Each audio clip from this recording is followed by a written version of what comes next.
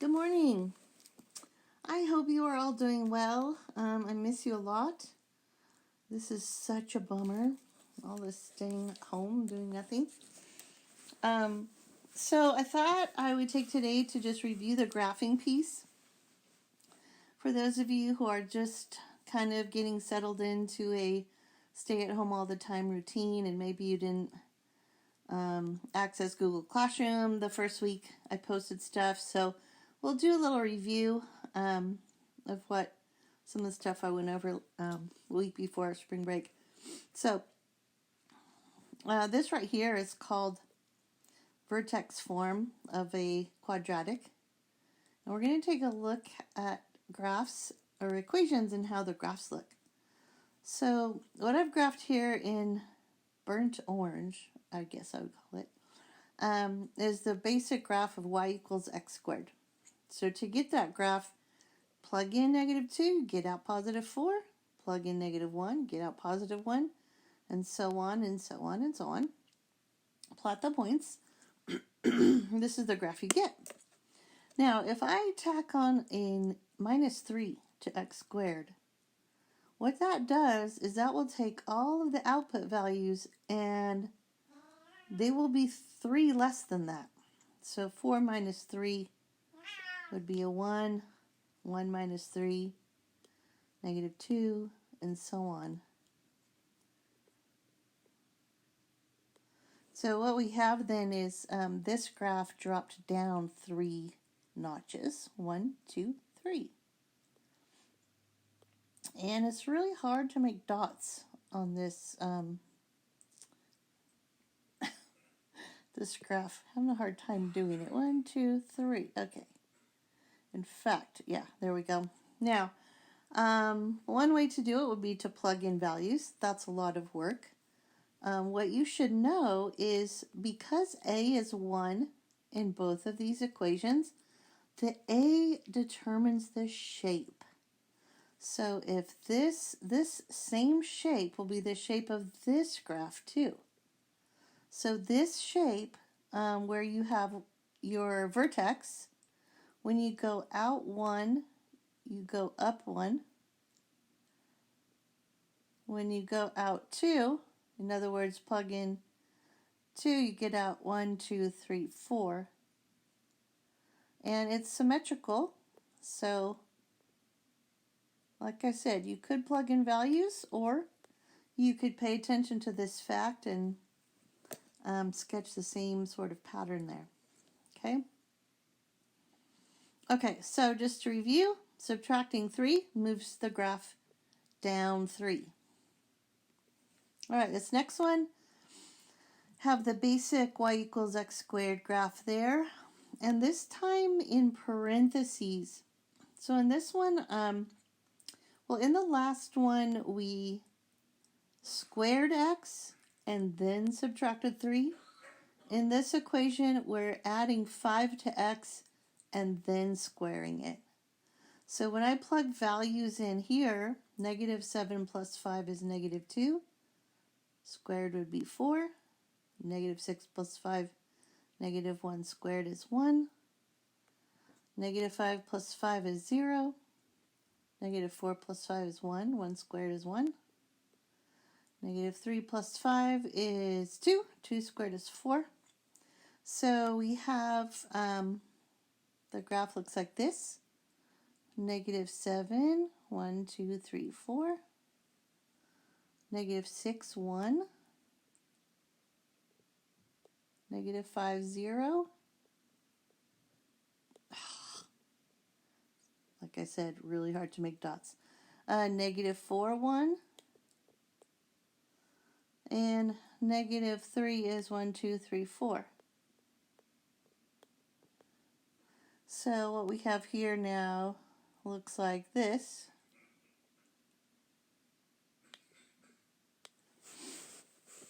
So compared to y equals x squared, we can see that this has been shifted left 5 units.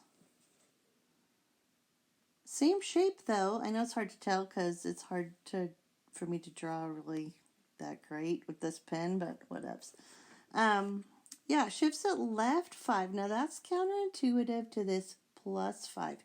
You see a plus 5 and you think, oh, I'm going to go right 5. No, you are not. Why? Because it's negative 5. That gives you an output of 0, right? So it shifts it left 5. Okay. Observation, next one here. This one's a combination of both the moving right or left and up or down. So this number here, tacked on the end here, moves it up or down. This number will move it right or left. Okay? So for this one, it says x minus 1, quantity squared minus 4. The a value is 1, just like this a value is 1. So it's going to be the same shape as our basic y equals x squared graph, except it will move, and because this says x minus 1, it's going to move right 1 and down 4. Going to move right 1 and down 4. Yes, it will, Charlie. Right 1, down 4 would be 1, 2, 3, 4. That's called the vertex. The shape will be the same. So here's my shortcut, okay?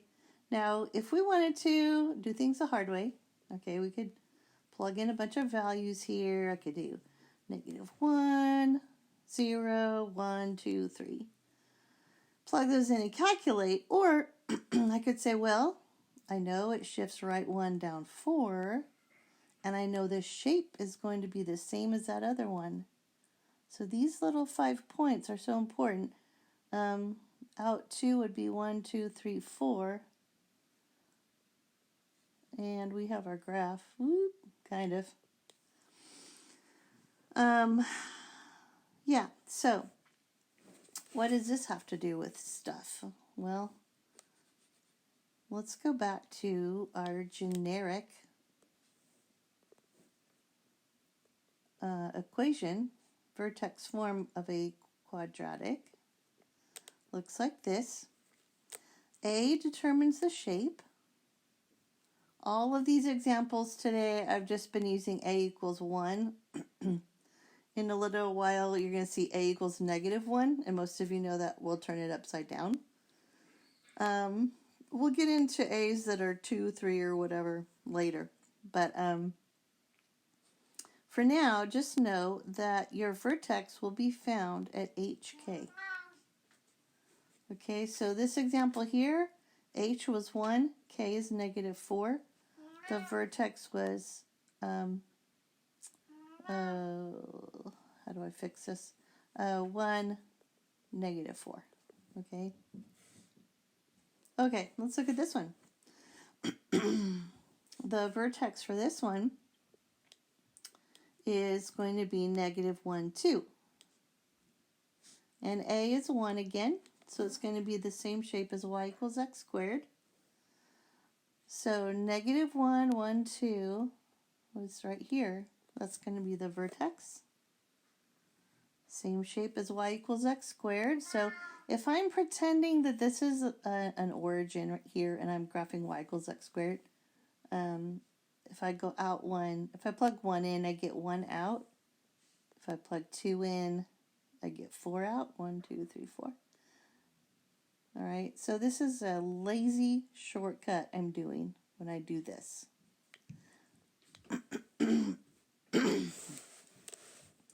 If I don't want to do a shortcut, then what I could do is plug the values in. I know that the vertex is at negative 1, 2.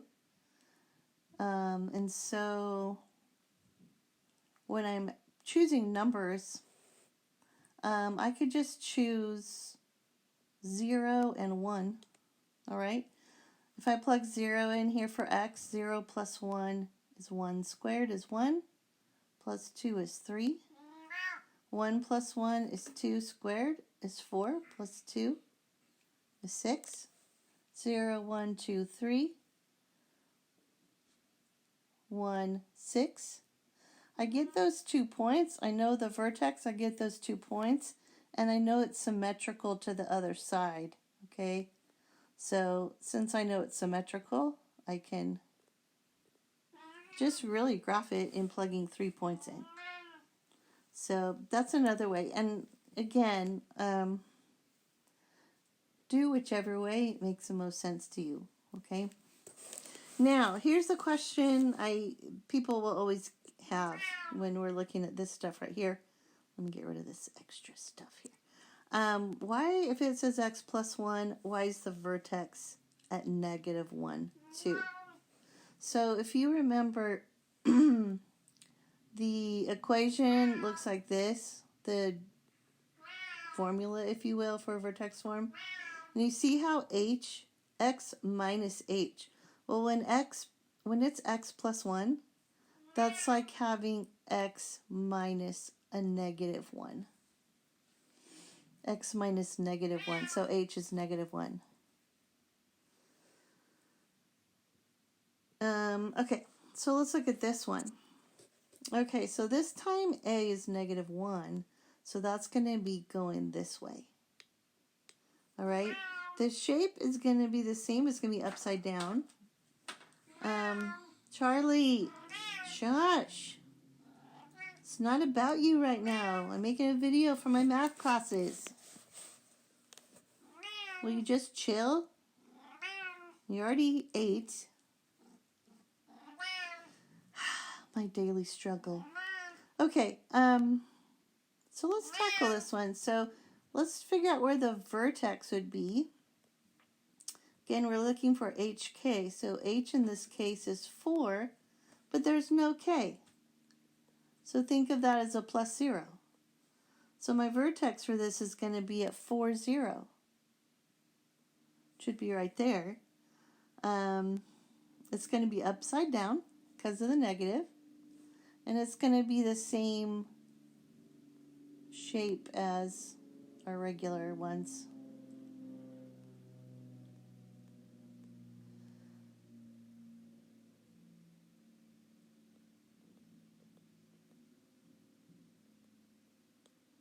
So it's going to look like this. Whoops, missed. Oh well, you get the idea. So it helps to know. So the objective here is for you to know, like, be able to look at an equation and be able to predict what it's going to look like. Okay? So, like, looking at this one, the a is 1, right? So it's going to be the same shape as a regular basic y equals x squared. That's going to be the shape. The vertex would be 5, negative 7. So we'll find 5, negative 7. And then, yeah, the shape is just like y equals x squared. So we go out 1, up 1, out 2, up 4.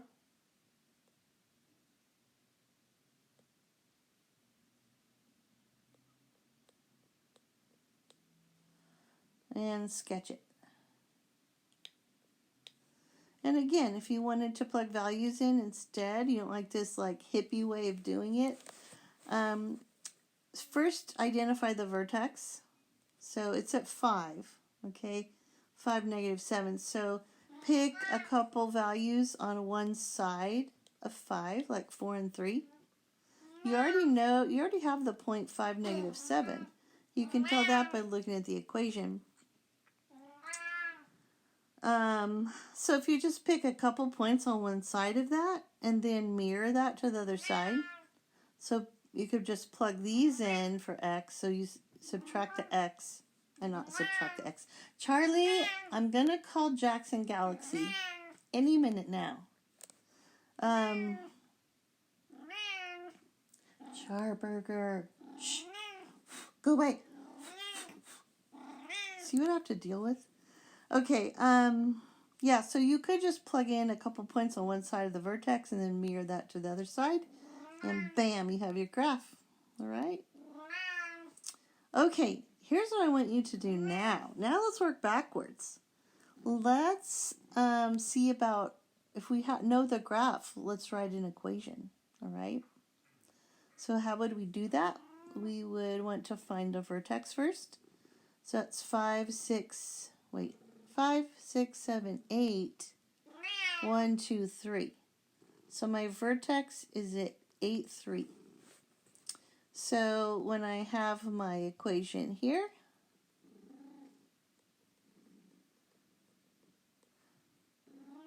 Charlie, I love you. You know I love you. It's upside down, so a is going to be negative.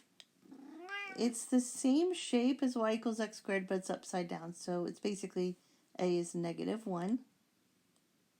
Now my h is 8, so this is going to be x minus 8, quantity squared, and then k is 3, so plus 3.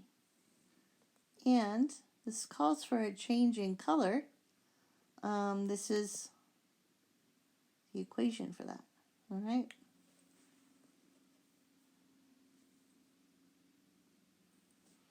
Okay, now I want you to pause the video, come up with the equation for these 3 parabolas, all right? And write them down, and then push play again and see if you're right, okay?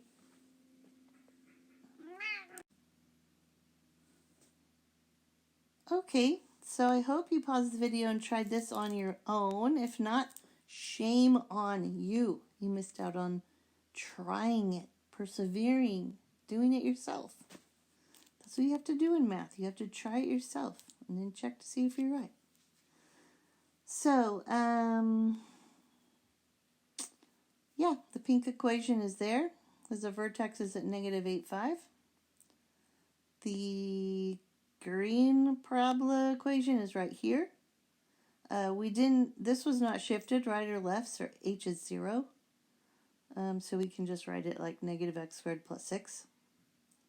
And the third one, the vertex was at 7, negative 3. And the shape is like a is 1 on that one. So that's what we have. Okay, so your assignment, I put on Google Classroom. You're going to do some graphing. If you have a printer, you want to print out the worksheet, use a pencil to do your work, take a picture, upload it. You can do that. Some of you are wanting to, actually, that's what I would recommend. Now, on materials, I put a Google Doc that you could print off, and it's just like a bunch of little blank graphs. So if you wanted to, if you ever need graphs in your homework and you don't want to use your lined paper, you can just cut those out and paste them on. If you don't have access to a printer, in materials, I posted, well, you can just either use graph paper, so make your own, well, I wouldn't want you to make your own graph paper. You could do sketching with lines on lined paper. If you want to do it digitally, I kind of don't need to do it digitally yet. But I did on materials put information on how to take little mini screenshots of what you're looking at on Desmos, so you can put them in your work. But you might want to do that on some of the homeworks. Okay, I hope you are fantastic. I'm sorry this video is so long, but I hope it helps. I really do. I really hate being away from you guys. Makes me really sad. And